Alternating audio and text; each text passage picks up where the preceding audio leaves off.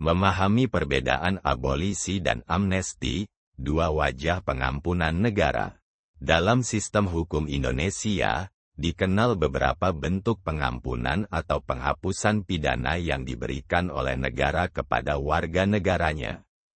Dua di antaranya adalah abolisi dan amnesti. Meski sama-sama merupakan bentuk pengampunan dari presiden sebagai kepala negara, keduanya memiliki perbedaan mendasar dalam hal tujuan, subjek, dan ruang lingkupnya. Amnesti adalah pengampunan yang diberikan oleh presiden kepada sekelompok orang atau individu atas tindakan pidana tertentu, umumnya yang bersifat politis. Amnesti menghapuskan segala akibat hukum dari tindak pidana tersebut, bahkan sebelum kasus tersebut diproses atau diputuskan di pengadilan.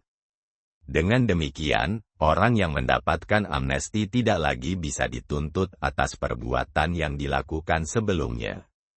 Amnesti biasanya diberikan dalam konteks konflik politik, pemberontakan, atau gerakan separatis yang berakhir damai.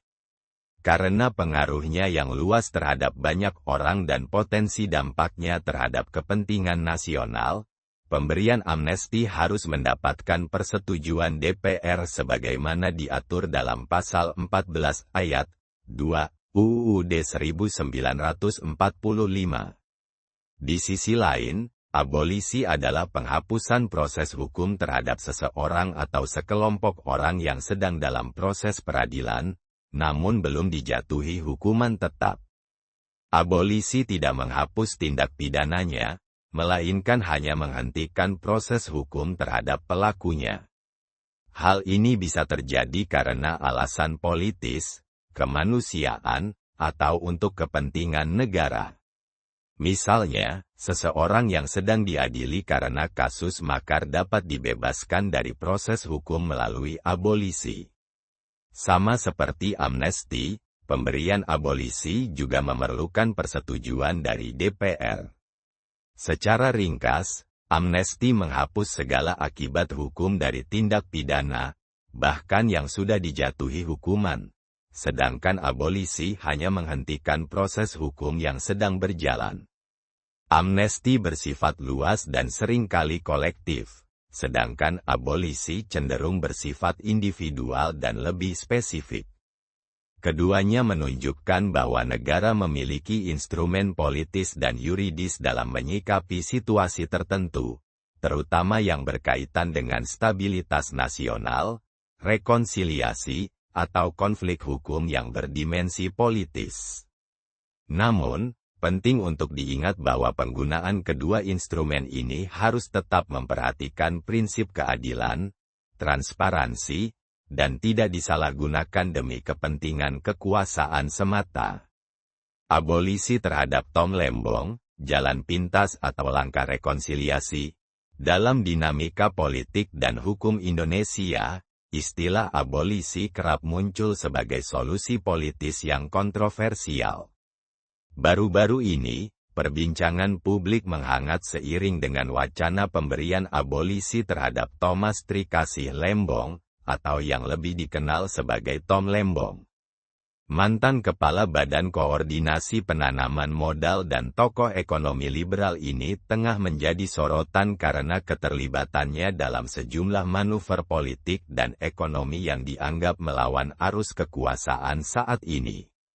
Munculnya wacana abolisi terhadap Tom Lembong dipicu oleh dugaan bahwa dirinya sedang dalam tekanan proses hukum terkait pernyataannya yang keras terhadap kebijakan ekonomi dan demokrasi yang dinilai memburuk pasca Pilpres 2024. Banyak pihak menilai bahwa langkah-langkah hukum terhadap Tom lebih bernuansa politis ketimbang murni hukum. Oleh sebab itu, sejumlah kelompok masyarakat sipil dan tokoh-tokoh pro-demokrasi mendorong presiden untuk mempertimbangkan pemberian abolisi sebagai bentuk koreksi terhadap kriminalisasi kebebasan berpendapat. Namun, langkah tersebut menuai pro dan kontra. Di satu sisi, abolisi dianggap sebagai alat rekonsiliasi politik, sebuah jembatan untuk meredakan ketegangan antara oposisi intelektual dan kekuasaan negara. Di sisi lain, kritikus menilai pemberian abolisi justru bisa menjadi preseden buruk, karena dapat memberi kesan bahwa tekanan politik dan opini publik bisa membatalkan proses hukum yang sah, apalagi jika belum terbukti adanya pelanggaran prosedural atau rekayasa hukum. Tom Lembong sendiri merupakan figur yang cukup unik. Berasal dari latar belakang profesional keuangan global, ia pernah menjadi bagian penting dari pemerintahan Presiden Joko Widodo di periode pertama, dan dikenal luas karena pendekatannya yang terbuka, liberal, dan pro-transparansi. Namun dalam beberapa tahun terakhir, ia kerap menyuarakan kritik terhadap kecenderungan otoriterisme dan kemandekan reformasi ekonomi di bawah pemerintahan yang dinilainya telah menyimpang dari cita-cita awal. Pertanyaan penting pun muncul, apakah pemberian abolisi terhadap Tom Lembong merupakan langkah tepat? Jika ia memang tengah menjadi target kriminalisasi karena sikap politiknya, maka abolisi bisa menjadi bentuk perlindungan terhadap demokrasi. Namun, jika proses hukum yang berjalan masih berada dalam koridor keadilan, maka intervensi abolisi justru dapat mengaburkan garis batas antara hukum dan kekuasaan. Dalam sistem hukum Indonesia, abolisi hanya dapat diberikan oleh Presiden dengan persetujuan DPR, dan hanya berlaku terhadap perkara yang sedang berjalan, bukan yang telah memiliki keputusan hukum tetap. Oleh karena itu, proses ini bukan sekadar keputusan satu arah, melainkan mekanisme yang harus diuji oleh akal sehat demokrasi dan aspirasi rakyat. Apakah ini akan menjadi awal dari semangat perbaikan sistem hukum, atau hanya bagian dari permainan kekuasaan? Sejarah yang akan menjawabnya. Amnesti untuk Hasto, kontroversi di tengah kabut politik. Isu pemberian amnesti terhadap Hasto Kristianto, politisi senior sekaligus sekjen PDI Perjuangan, mendadak memanaskan panggung politik nasional.